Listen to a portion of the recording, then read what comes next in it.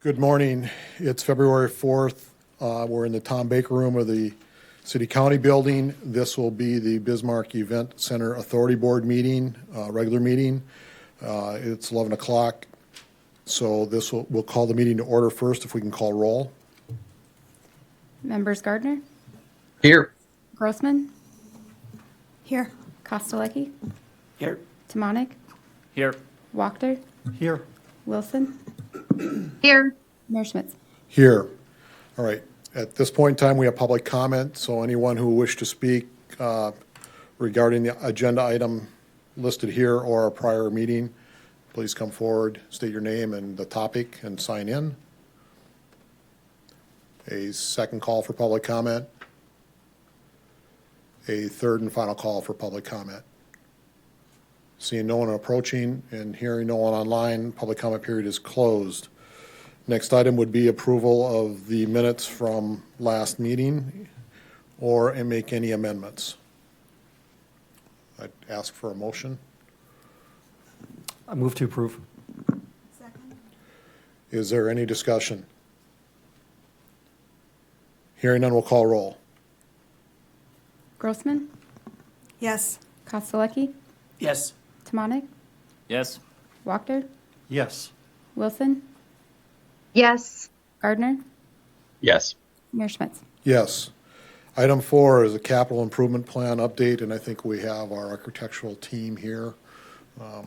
Jeff, are you going to lead this, or are you going to turn it over? No, I'm going to take this one. Okay.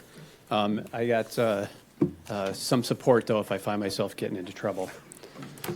So appreciate you guys having us here today. I had reached out to Jason a while back to at least start this conversation with the advisory board to give you a sense of some of the things that we started before this group was put together, and just kind of bring you up to speed with some of the progress and some of the things that are happening from a capital perspective at the event center. The other reason I reached out to Jason is we're at a crossroads in our design, in that there are some decisions that need to be made that are more, I would call them, operational decisions that might influence your contract conversations with the Oakview Group, that I'll bring up at the end, that we can have a little discussion around. Okay. And so I don't want to take up a ton of your time. I will go through the capital improvement plan at kind of a higher level, but at any point, just feel free to stop and ask any questions. So the capital improvement plan was assembled.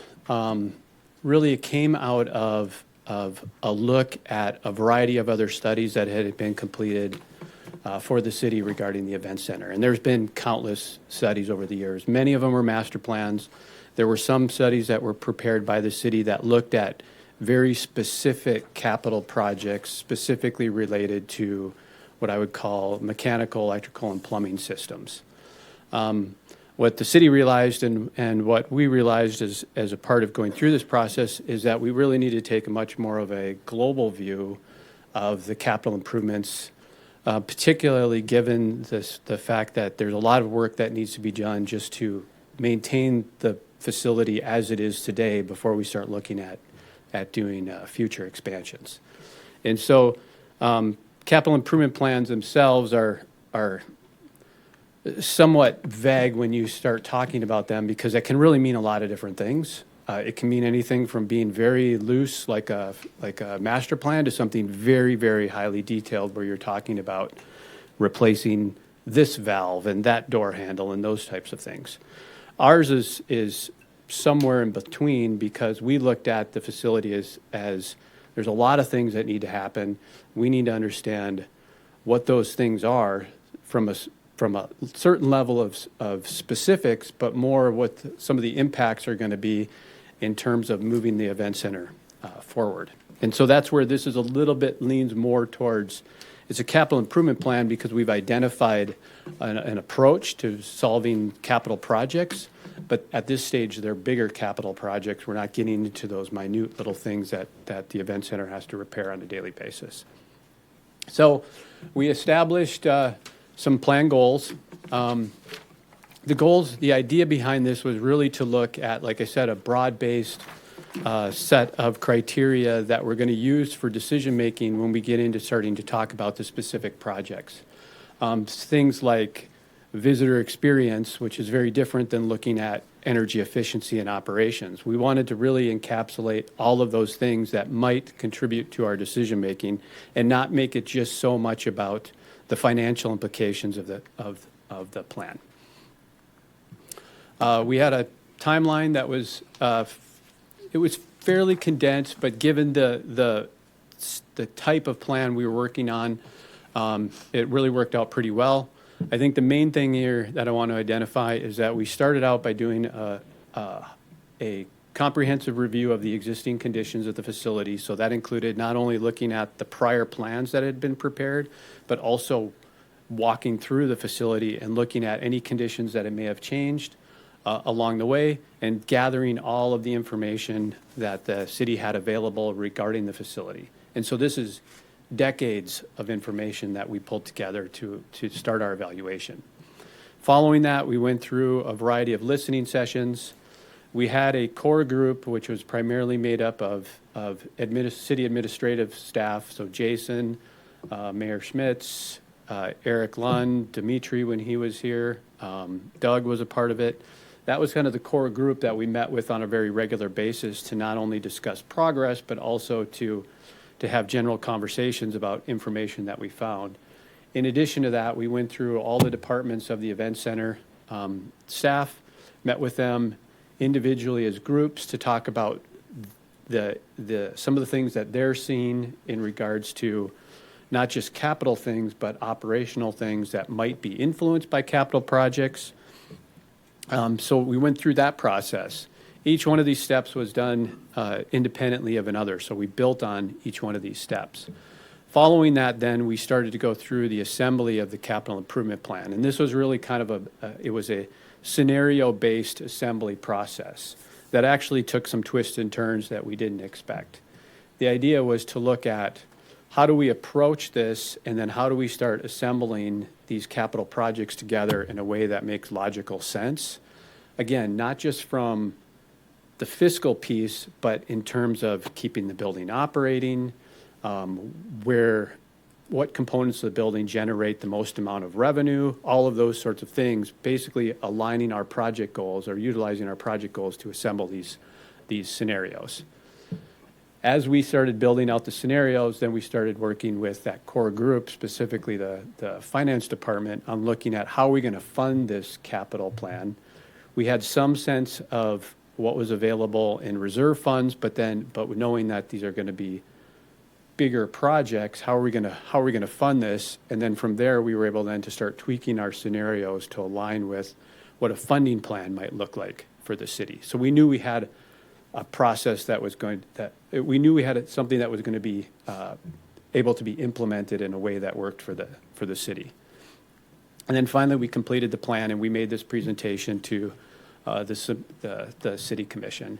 And from there, then we went on to the process of starting the implementation of the first year really of the plan. So we categorized our needs based on if there was going to be a new space requirement, if we were going to be modernizing some component of the event center, or if it was a deferred maintenance need. This gave us, again, a way to prioritize the needs to align with what was really in the best interest of the event center moving forward. And then from that, then this is where we kind of landed in terms of our priorities in the fact that we were going to address deferred maintenance items first. Then we were going to move on to any modernization of items. So that's a little bit of a combination of taking care of something that needs to be fixed right away versus upgrading or improving something that's currently there before we start looking at space. So conceptually, we're taking care of the building before we're looking at adding anything new to it. So then it came down to our strategy. And the building, as you all know, is really divided into two pieces. There's the arena, and then there's the convention center side, or the exhibit hall side, as some people refer to it. Now, in some cases, the building operates as one building, but in most cases, it operates as two separate buildings. And I'm not talking necessarily about finances, I'm talking about event mix. And so we wanted to start looking at if we start taking care of the building today, whether it be those urgent needs or modernizing the building, is there a strategy that makes sense in terms of the impacts that it's going to have on the building? And so the obvious two strategies are, do we take care of the arena first, or do we take care of the convention center first? So in this strategy, we looked at, okay, what we'll do here first is we'll take care of all of the urgent needs in the convention center. So that'll take care of those things that will allow the building, at least on that side, to keep moving forward, but we're not necessarily addressing big topics. And then from there, we shift all of our attention, which includes not only the work, but the financial, financial components of that to the arena. So we're basically going to shift everything over towards taking care of the arena. The second strategy then was essentially the opposite. We take care of all the urgent needs in the arena, and then we shift all of our financial resources over to taking care of the convention center side. So we went back and we looked at our plan goals. How do these align with those two strategies? And what we decided to do is we're going to focus the financial resources onto the convention center side after we take care of what the urgent needs are for the arena. The idea being that the convention center side, while we were looking at the study, and I would argue to say today is still true, is the convention center side is the revenue generating side of the building for the most part. And so building that side up makes a lot of sense for long-term revenue generating potential for the events, or for the event center. So once we had this strategy established, then we started looking at the plan. We wanted to create a 5-year sort of near-term plan with a 10-year overall plan.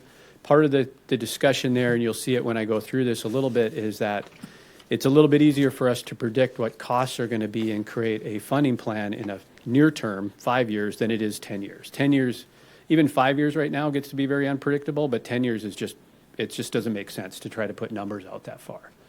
But we wanted to at least give the city the ability to still understand what the direction is after this first 5-year period.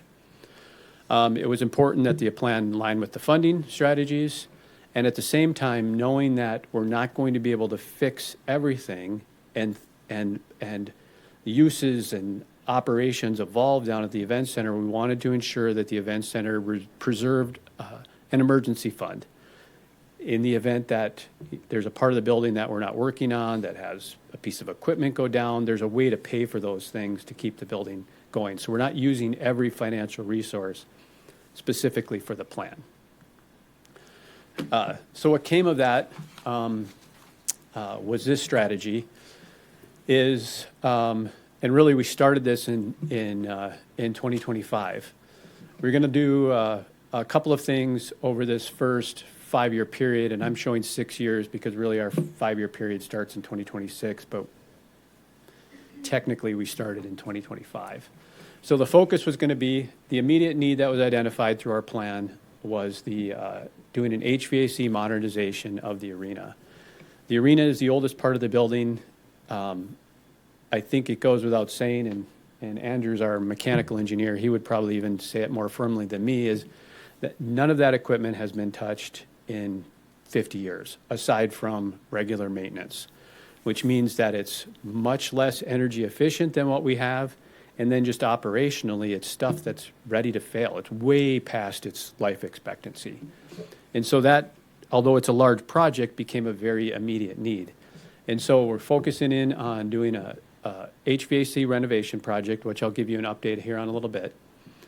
In addition to that, we wanted to provide a project that we knew was overdue, but that one, it may not be a big project, but it'd be one that would contribute to the guest experience in the building. So if you remember, that was a part of one of our goals, was to contribute to the experience of a visitor, something that we could all recognize. And so from that, we looked at doing a facility-wide wayfinding project. This is one of the complaints that the event center has heard frequently over the years is that the signage and the wayfinding is really not that great in the building. So trying to get from one point to the other point can be confusing. And then there's also ways that you can modernize that to elevate the experience, particularly in the convention center side, by using things like digital signage, where now instead of the event center staff going around and taping up a piece of paper that says where your meeting is, they can have a digital sign that which you would see in any modern convention center that would tell you where your meeting is. So that's a smaller project, but it's a project that we felt would create a big impact on the operations of the building. So those were really kicked off in 2026. There's a third project that came in after the study that's done. The study was done that we're actually added to our current project workload that'll identify. And it's really an example of why we have that emergency fund, because it ended up being a project that came up at the end of the study that all of a sudden became an emergency. So we focus on the convention center HVAC project. While we're doing that, we work on the facility-wide wayfinding plan. In 2027, we look at what is also another urgent need in the arena, which is the restrooms, and really a concourse project. And so in 27, we move towards starting design on improving the restrooms in the arena.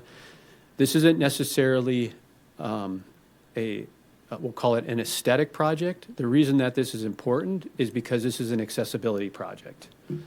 This is ensuring that the building is universally designed so that anybody who utilizes the building can use it. And so that's really what the focus is. There's certainly a part of this where we know there's not enough restrooms to serve the building, but a bigger component of this is meeting federal and state laws.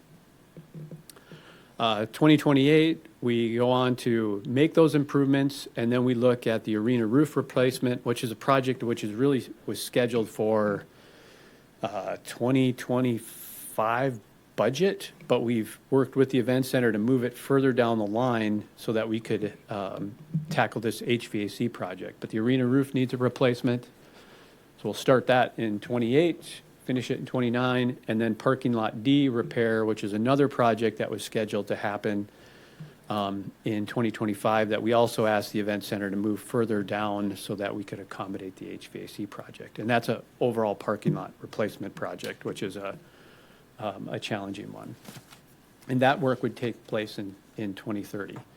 So, we're talking about a 5-year span here. When we get to the end of this, we've got parking lot D replaced, we've got restrooms dealt with, and we have an HVAC project pretty close to done. So you can start to see that we really have only, this is like the tip of the iceberg of the work that needs to happen here. When we move into the following 10 years, one of the things that we've recommended to the city is that every 5 years, they come back and they do a review of the capital improvement plan. What we've actually said is we should look at it every year, but every 5 years, we come back and we take a closer look at what did we accomplish, and then establish a plan for the next 10 years so that we're always moving the plan forward, putting one foot in front of the other to try to accomplish these projects. So the hope is that 2031, we take a pause in spending to try to help the city start to build up some reserves again and start looking at what a funding plan would look like. And then this is where we then shift over towards putting all of the resources into the convention center side. So now we've taken care of the immediate needs in the arena, and now we start putting the financial resources towards the convention center. And so here we're talking about starting the budget for a whole building modernization of the convention center side. So this is everything, if you think of the new lobby up to the second floor tree rooms and how that interaction happens, it's renovating that side of the building. That carries us through 2024, and then following that, then we've made the recommendation at that point that now we're at a point where we can start to look at doing a overall facility master plan that could then start to conceive of additional space that might be beneficial to the building. So now we brought the building at least up to a level that makes it easier to operate. We have less concerns about operational issues, particularly those mechanical, electrical, and plumbing issues. Now we can start having discussions about what's the next generation of that building look like. The other thing that was extremely important that helped make some of these decisions is that currently Exhibit Hall A and B, when that project was built, project was bonded, and those bonds are set to expire after 2034. I assume that's still correct, Eric? Yep. So that then at that point, that gave the city some additional revenue through the liquor and lodging tax, then to start looking at what some of those future projects, expansion projects might be. In addition to that, in addition to the big plan, we did identify a series of smaller, what I would consider miscellaneous projects. These are little projects that can happen if there is additional money available within a given budget year that would certainly provide some benefit to particularly the users and help maybe with some of the operational issues. So we wanted the event center to have a list just in the event that there was some money available that they could at least pick away at some of these smaller projects.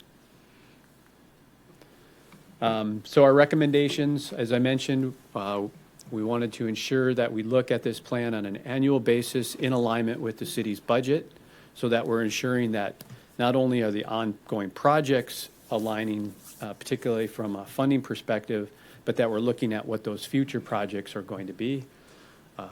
Renew the capital improvement, start the process of renewing the capital improvement in year 4, so that we're continuously looking out additional 5 years. We wanted to continue to maintain a fund for one-time expenditures and emergency reserves. There are expenditures that the event center has that are classified as one-time expenditures that are used for operational things. So, for instance, they might need to purchase a lift, or a TV for one of the lobbies, or something to that extent. We want to work with the city to develop tools and policies for the staff to identify and track specific projects. So, for instance, if staff is continuously dealing with a project that might be an impediment to either a visitor or to something that they have to do, creating a procedure in order for that staff member to bring that project up the food chain, which ultimately I think would maybe land with you guys, so that you understand this is an ongoing problem that is creating a tremendous amount of efficiency. If we did this, we could fix that. So I think having the advisory board, there's probably a better way to create a policy or a procedure in order for those things to come up to this level, so that you understand what some of those challenges are. And I imagine when the Oakview group gets involved, that'll be a part of that process too. This is a little thing, but it ends up being a really big thing. Is we wanted to help the event center organize and digitize their existing building information. We're still sorting through this. It's been a heck of a challenge to gather all of this information. It's been scattered to the wind. We've gone in every corner of the building to grab this stuff. There's still piles of it there. The important point is that if somebody needs to maintain this building, we wanted to help the city get this stuff put into an organized and structured way so that somebody could find it, what they're looking for. Right now, if you had to find something to fix that building, it would be a challenge. You'd probably have better luck coming to our office to find it versus running around the building. And so that's a process that's still ongoing. And then at the time, we had suggested that the city look at an IDIQ style contract, which is a indefinite quantity style contract, where essentially they select and hire a design team for a term rather than a specific project, to allow some continuity over the projects that happen in that 5-year capital improvement plan, which the city did eventually go do. And so along that, these are all kind of steps that have been done. And so that gives me to more of a brief update on what we've done. And so as I mentioned, there are 3 projects ongoing right now with the event center. The first one is the HVAC project. We've actually divided that into 2 phases, and so we're working on design of phase 1 of that project, which is largely what I would call the major equipment and infrastructure that is serving the arena. And so that engineering project is going on right now. We're well into it, up to our elbows in pipes and air handlers and chillers and all those sort of things.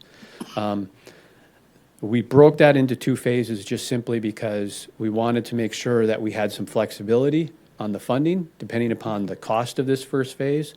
But the other reason is 2 reasons. One is it's a major mechanical upgrade project, and by breaking it down into 2 smaller bite-sized pieces, we're able to ensure that we have local contractors that have the ability to a bond for such a large project.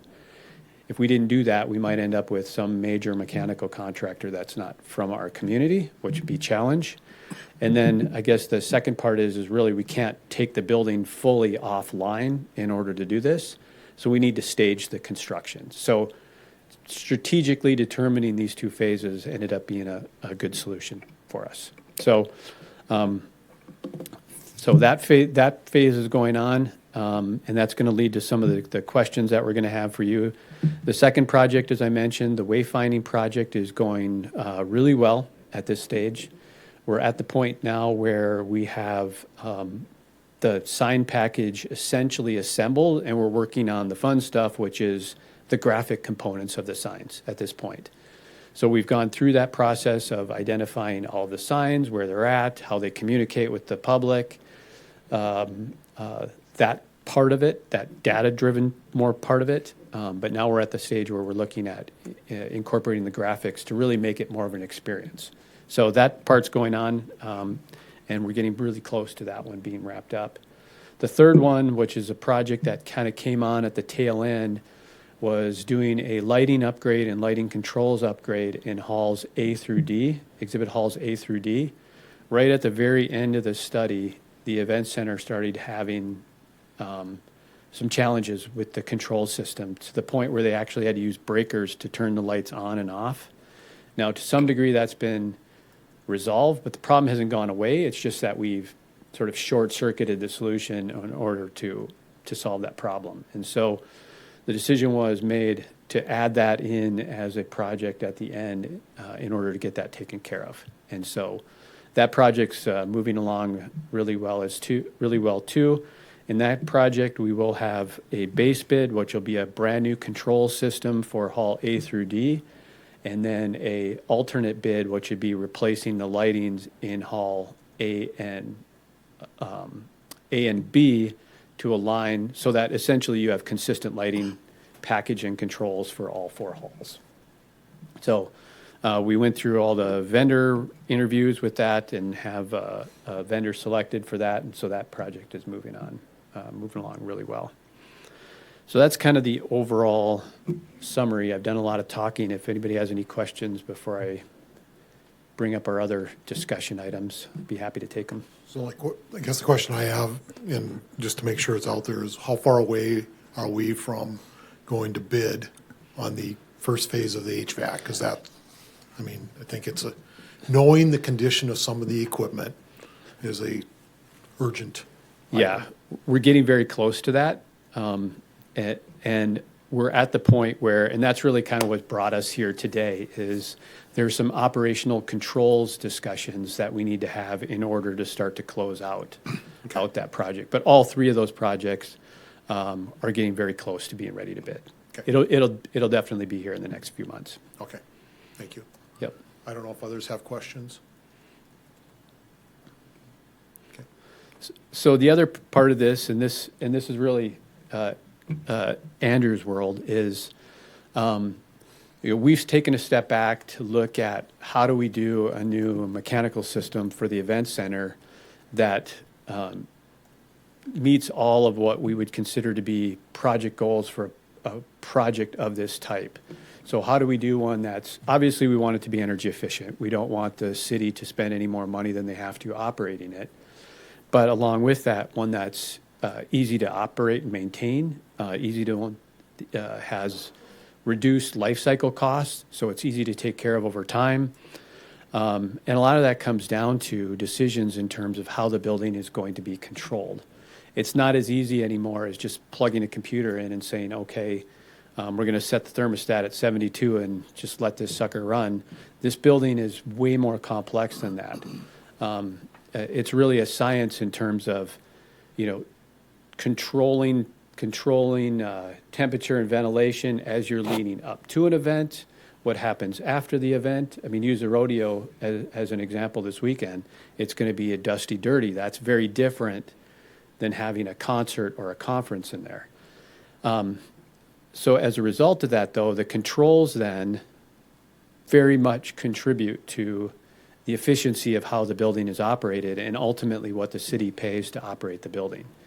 And so the challenge that we're running into at this stage is we have a system that's designed. It's a great system. It's going to be energy efficient, and it's going to have all kinds of possibility built into it in terms of operating the building. We're just not sure yet who's going to be operating the building and what type of a control system to establish in order to give whoever that operator is the ability to do it. So if I use an example, if the city's going to continue to own the building and pay the bills, is the city going to be the entity that's going to maintain and operate the system? That's a little bit easier. Or is it going to be the third-party management company that's going to operate and maintain the building on behalf of the city? In that case, I could see the city maybe wanting to put some guardrails into the controls so that, the management company has the ability to adjust the building operations for whatever the event is, but not to the point where they just let it go and the city ends up paying a lot of extra energy or gas costs. So there's a piece of that we need to have a little better understanding on in terms of who's going to operate and who's going to maintain. Is that fair, Andrew?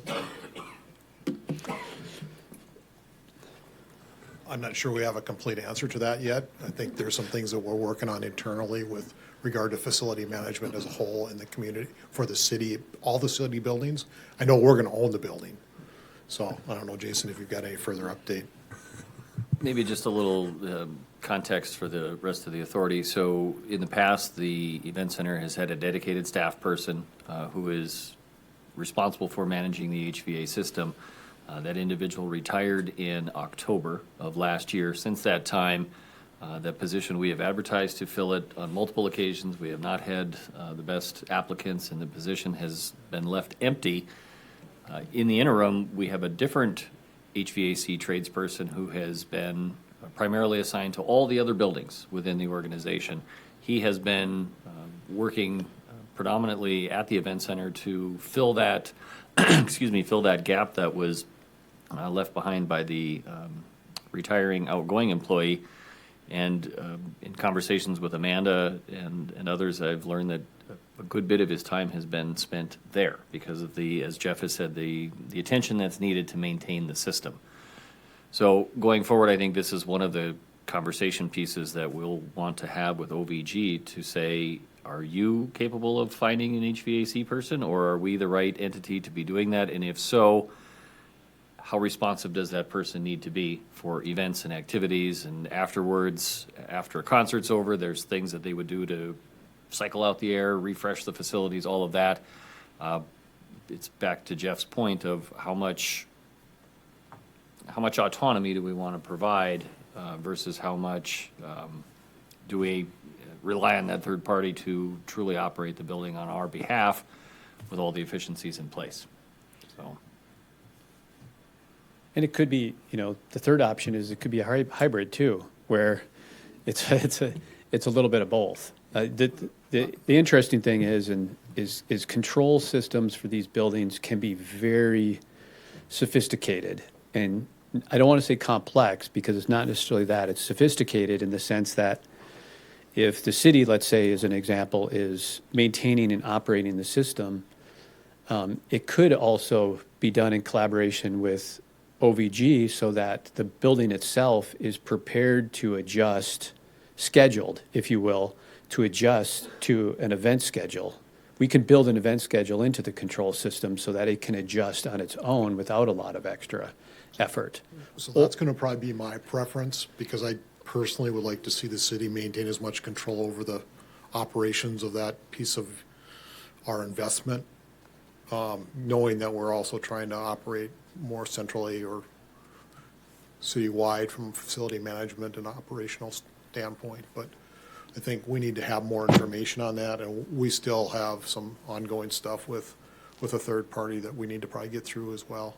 Hopefully we have some direction for you, though, within the next couple of weeks. Yeah, that's really, I wasn't expecting any answers today. I want to just get it out But there. it's so good that- good to know for Yeah. everybody here to understand, and it's, Yeah, yeah, thank you, Jeff. okay. Any other questions from anybody? No, I'm just glad to hear we're proceeding and getting close to going to bid, because I do know that we're going to have we don't want to have another event, which we probably will have before we get it done, or we have an emergency and have to deal with it. Yes, we're trying to avoid that as much as possible. Okay. So, if the advisory committee group, Jason knows how to find us. If you need anything else or want additional updates as we go along, don't hesitate to ask. We're more than happy to come and provide whatever information we can to help you guys out. So just let us know. Yep. Thank you for coming today. All right. Yep. Thank you all. All right. Item 5 is Oakview contract negotiation update, and do we have someone from JLL online? Mitch is online. So Hey, guys. one thing I'm going to probably ask, if this is going to get into some detailed negotiation strategy, we need to pause and probably schedule a separate executive session for that, because there could be some back and forth that we don't have ready yet. So if it's a quick update and then we need to do that, that's my preference, and then we'll just have to have Whitney work with us to get something scheduled very soon for that executive session. So go ahead, Mitch. Yep. Hi, everyone. Good to see you. Mayor, you're right. We're aligned with you there in terms of just providing a quick update for the group here today. And it comes timely because we did just receive our first, I guess, rendition of the negotiations from OVG. So we do have something to compare our initial contract to some of their initial counters. So we received that yesterday. Myself and Dan are meeting internally with Matt from OVG at 4:00 Eastern today. So we'll talk through that a little bit more. One other piece that we're thinking through internally, just to maybe speed up this timeline a little bit in terms of the negotiation to this group, would be that to come, almost have a come to Jesus meeting, for lack of a better term, and get OVG, get the city and JLL in one room together to identify maybe some of those sticking points that we can all agree to on a if it's a Teams call, and start to check off some of those boxes. So from the initial document that we've received from OVG, we're confident and that we can continue to move some of the more strategic points forward internally, and then come to this group, hopefully, with some sort of meeting where we can all collectively speed up some of those decision-making points, so we're not doing it back and forth over email. But we're at February 4th, so it took about 2 weeks for them to turn around the first contract negotiation. So that's why we're thinking through how to proceed moving forward, knowing that we want the timeline to be expedited here. So happy to answer any questions. So I will say it needs to be expedited, because I know what our authority is from the city commission as timeline for getting this done, and with working with you also. I think the sooner we can accomplish that, the better. So probably, can you work with Jason as soon as possible so we can start to coordinate what we can have? And maybe it is the joint meeting right away. I don't know. I need to figure out what we can do in an executive session versus not executive session, and so forth. Right. So, Yeah, and should be able to provide a bit more of a timeline update after that call this afternoon, okay. to get an understanding of what they're thinking as well. So can circle back with Jason and make sure that message is relayed. Okay. Any questions? Others? Well, I think we would have a meeting prior to meeting with them as a group. Our group, the authority board and the city would meet prior to, like, once that we hear the review from JLL, that we would meet as a group prior to going into a meeting, a big meeting with OVG, so we can kind of all be on the same page. Most likely, yes. Yeah. But I think the timeline between those meetings has got to be really short. Oh, yeah, I think a truncated timeline for sure. Because February 28th is our deadline, basically. Right. Yeah, Joel, that's a good point. I think I might have skipped over one step getting directly to that meeting, but yes, we should all make sure we're aligned internally. Whether we can do that over email, if we can get together quickly, we'll see where we're at there. Okay. Thank you. Jason will help coordinate. I know I put a lot on him, but it happens to be his We all role. do. It's his role here. All right. Thanks, guys. Thank you. Any other questions? Okay. Thank you, Mitch. We'll move on to item 6, Event Center Operations Update, and I asked this to be put on. I don't know how much information we have or not have, but, we're 1 month into kind of being the authority board going on, and we had some events at the Event Center, so I thought it would be good if we just got an update, and I don't even know who I put on the spot for that. Mayor and authority members, we had talked with Amanda and Eric a little bit for trying to pull together some some data and some year-end stuff, and based on the most recent concerts, I think we're still waiting for some of that final Yep. information to come across. I spoke with Amanda just before the meeting and asked if she could maybe just share with the group what is coming. Yep. As some of us may know, these are really the busy days for the event center. There's a lot of activity going on through, and I think it would just be good for the rest of us to kind of get our heads around what the schedules look like, what some of the challenges are. I'll be honest, there's some staffing shortages that are being faced, and they're working their best to overcome some of those things. And Amanda's got a much better perspective being in the trenches. And this will get us a taste of how we're going to have to start looking at stuff in the future. So, Amanda, thank you for being here. Yeah, thanks for the opportunity to speak. So I just kind of wrote down just a quick list of what we have coming up on the calendar for our February and even into some of our March days. As Jason had mentioned, this is definitely our turn and burn time. We're doing a lot of the overnights. We're doing a lot of the flips. Jeff even alluded to earlier, we've got dirt moving in right now. We've got the rodeo this weekend. Over in our exhibit hall, we have a Pheasants Forever banquet. We're flipping the building around on Sunday evening because we have Egg Expo moving in on Monday. And then following with the Egg Expo, we've got a Capital Career Fair, right before. Then the sports show moves in the day after that. We are hosting the state team pool tournament again this year, and that will be taking place in the arena February 19th through 22nd. Then we have a dance competition over in the exhibit hall the very next day. Then we have safety council the next day after the dance competition, and then we've got gorilla wrestling taking place over in the arena. That is a club wrestling, not real gorillas, just for people that usually look at us weird when we say gorilla wrestling. Taking place at the Bell during all of this stuff down in the arena and exhibit hall. We have the symphony taking place this weekend, same time as the rodeo. We have a dance competition, this is Dance Plus that's taking place up at the Bell, February 20th and 21st. We have Reed Timmer, the meteorologist, that is the storm chaser, coming into the Bell on the 23rd, and then we have 2 nights of comedy on the 27th and 28th with the 2 groups, I Mom So Hard and Dimitri Martin.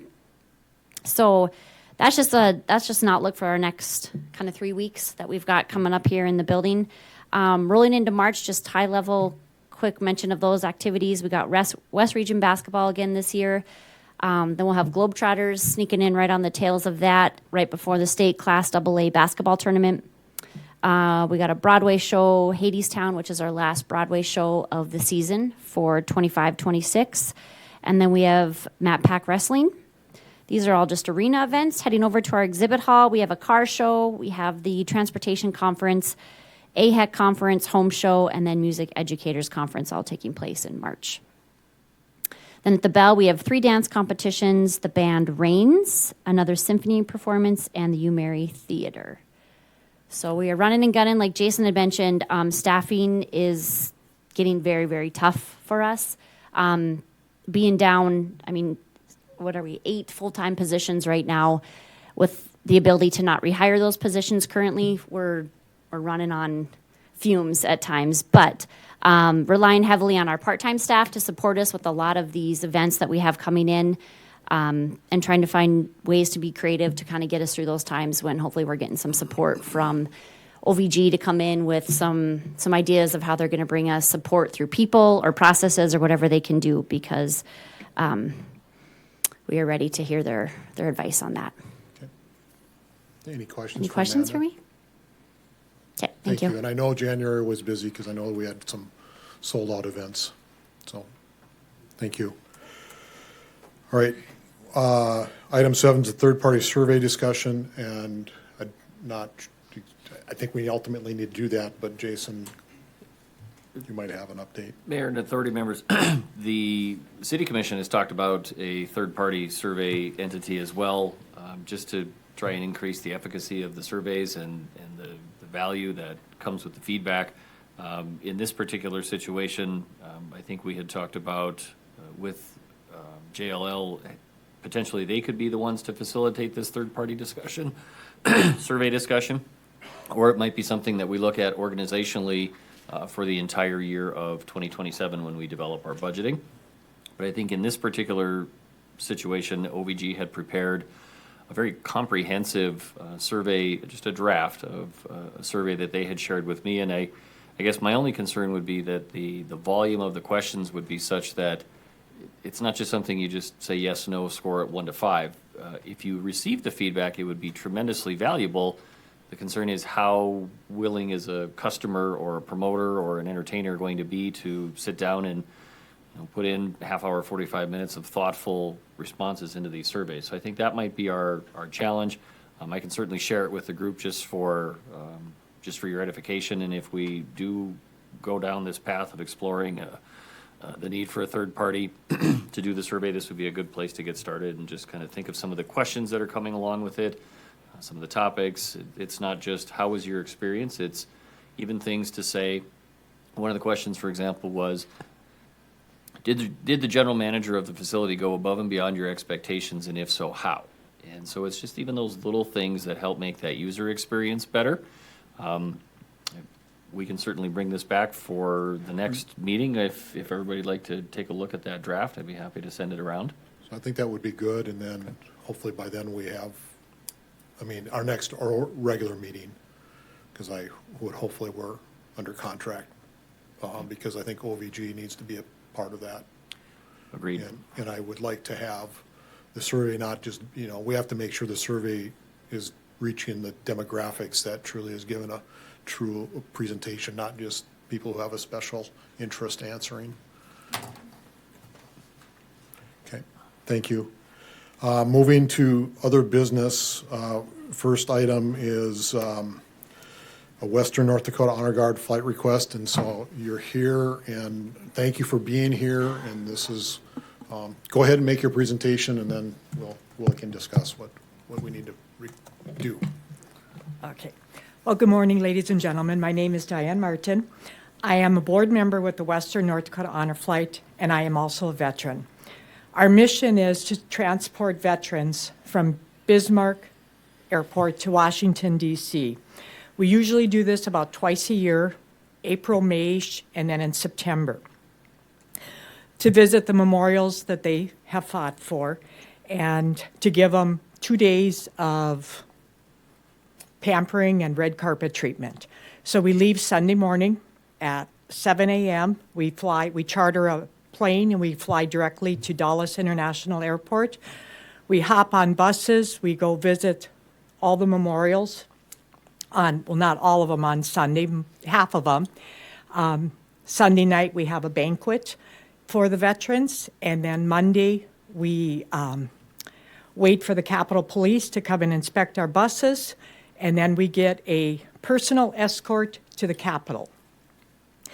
So one of the things we do is we have a pre-flight meeting.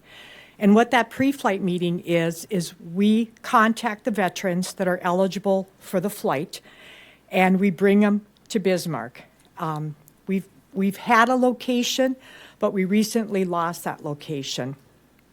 We usually take about 115, 120 veterans, and it depends because the airplane passenger load is 177. So we have to take X amount of support staff with. Several of the veterans want to bring a guardian. They can bring one guardian, so we take a medical staff with us, we take media, and we've ran into an issue with a location. At this pre-flight, they are allowed to bring in their family. If they want to bring 10 of them in, they can, so that they can all hear what is taking place. One of the other things we do is we provide the veteran with a goodie bag. In this goodie bag is a jacket, a T-shirt, a polo, and a cap. So we have 110 of those or so, 115 of them lined up, and then we have about 10 to 15 totes of replacement stuff because sometimes they forget what size they are, and so we have to replace, whatever they had told us with what will fit them. And that's our whole mission for me coming here is to, we are a 501(c), so every dime we bring into the organization, it's because we've done fundraisers, we've, reached out to gaming for funds, and we have 12 board members. No one is paid. We do this as a volunteer. So if we do an event in Minot, we go to Minot on our own, we spend the night. Every dime we want to put back into taking a veteran to Washington, D.C. Currently, our waiting list is about 400 plus. So we're doing a twice-a-year trip. Last year we did a back-to-back, and we will never do that again because we left Sunday morning, came back Monday night, left Tuesday morning, and came back Wednesday night. Not only was the staff tired, but I think the airline was tired too because that's a lot of flying. We want to make this memorable for our veterans, and having a location that they can come to and easy access, because several of them obviously are with walkers or wheelchairs, and so we kind of want a location that they can access. One of the other things we started is called a virtual honor flight, and what that is they have programmed goggles, and we did one at the Glen Allen Nursing Home, and this is for veterans who cannot travel, and some of them that will not fly again. They don't want to fly. We go to them. They get the same red carpet treatment as if they were on the flight. The goggles, the only thing they don't get on the goggles is the Capitol tour. But they get all the other monuments, Iwo Jima, the Navy, the Air Force, and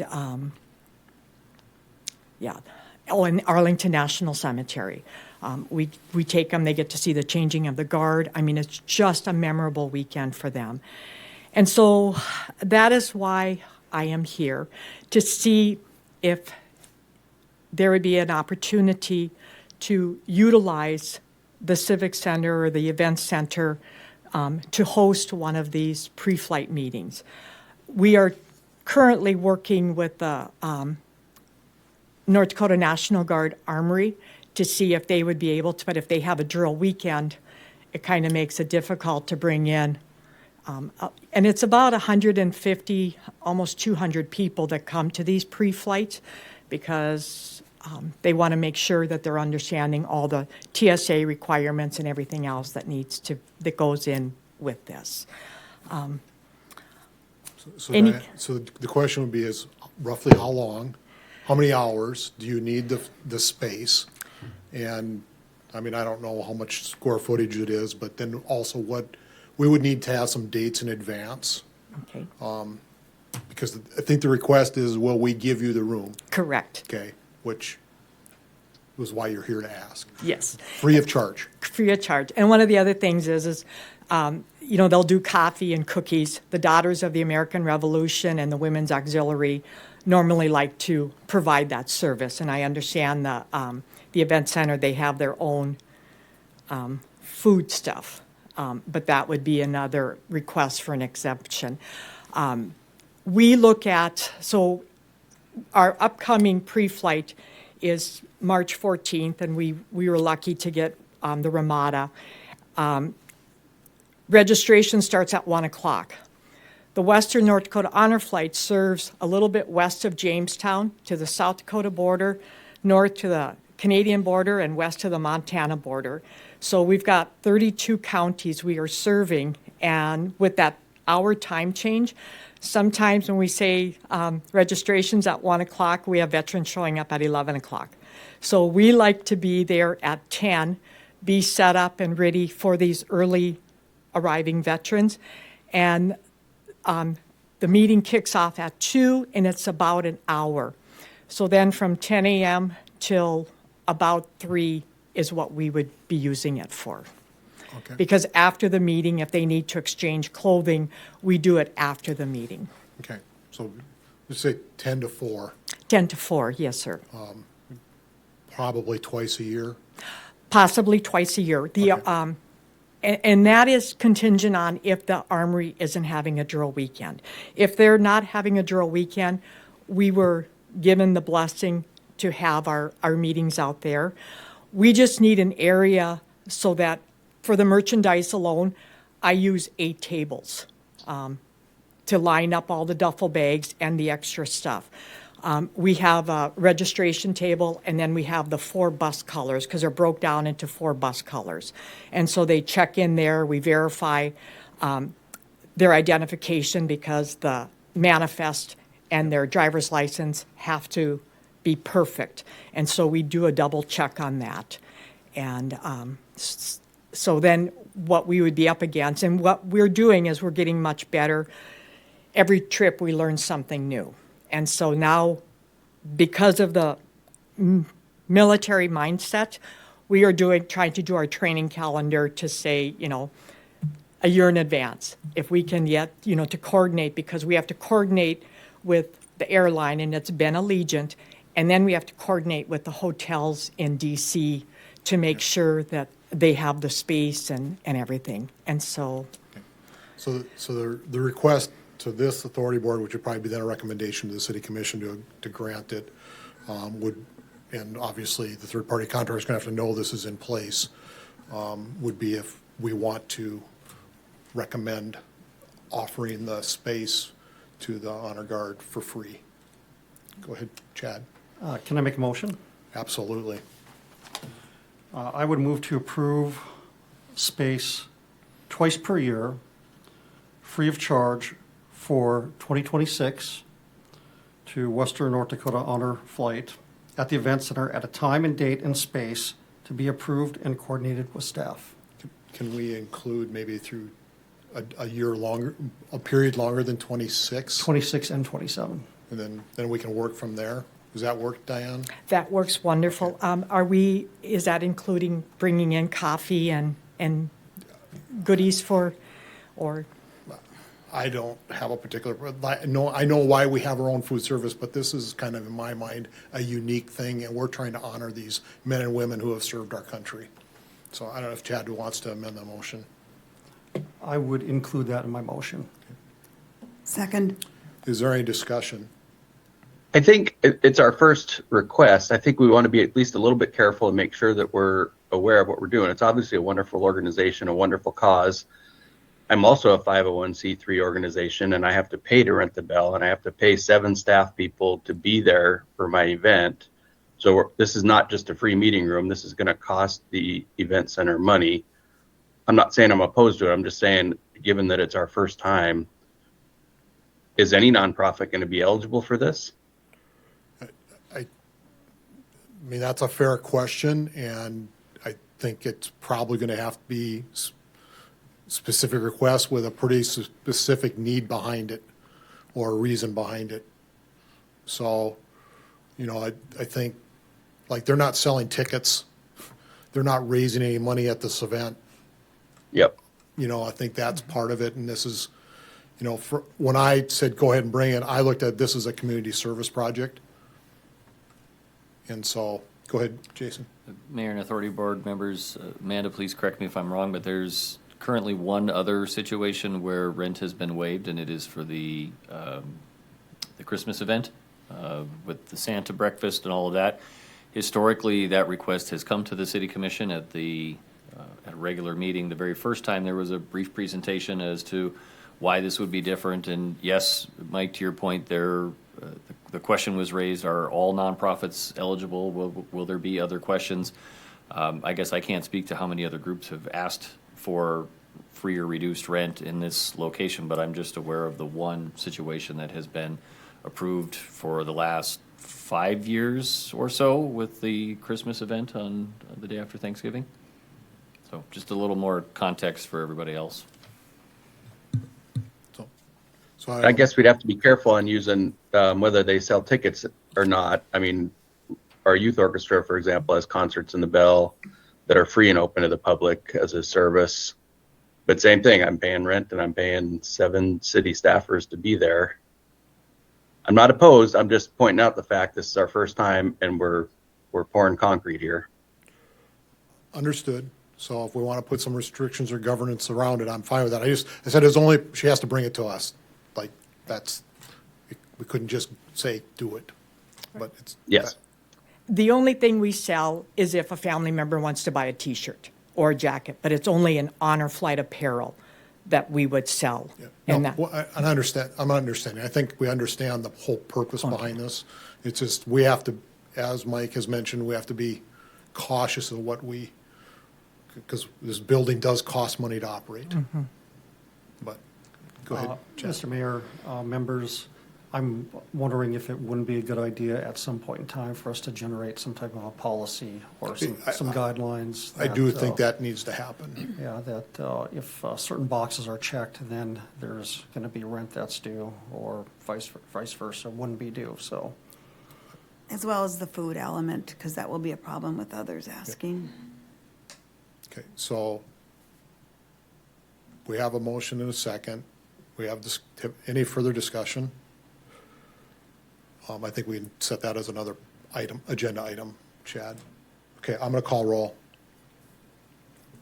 Kostelecki, Yes. Tamanik, Yes. Wachter, yes. Wilson, Yes. Gardner, Yes. Grossman, Yes, Schmitz.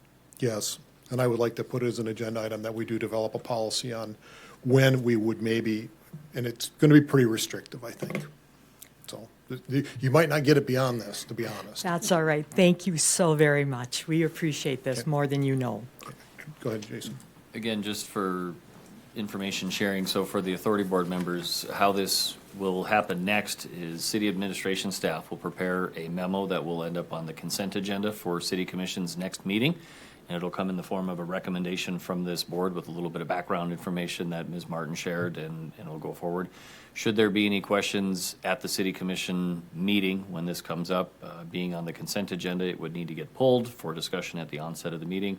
With both the mayor and I being a part of this authority board, I would hope we should be able to answer any questions the city commission members may have. Okay.